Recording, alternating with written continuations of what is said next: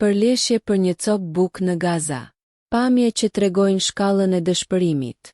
Izraeli e ka bllokuar për gati 3 muaj ndihmën humanitare për banorët e ripit të Gazës, gjë që ka shkaktuar rrezikun e një epidemie urie. Fëmijët kanë qenë në rrezikun më të madh dhe sipas institucioneve palestineze, disa prej tyre kanë humbur jetën për shkak të urisë.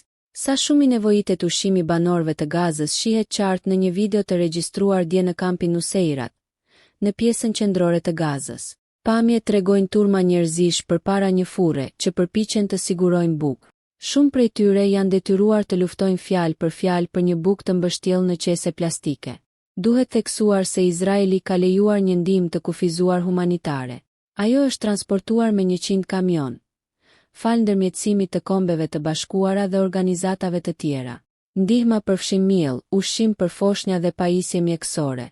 Ushtria izraelite i ka kontrolluar të gjithë këta kamion përpara hyrjes së tyre në Gaza. Sipas vlerësimeve të OKB-s, Gazës, e cila po përjeton vitin e dytë të luftës së nisur nga Izraeli, i nevojiten çdo ditë nga 500 deri në 600 kamion ndihme. Nëse ju pëlqeu kjo video, shkoni në kanalin e YouTube-it Big VIP Albania Kosova, që e gjeni në bio. Mos harroni që të bëni subscribe dhe të klikoni butonin e ziljes që të informoheni për videot më të reja.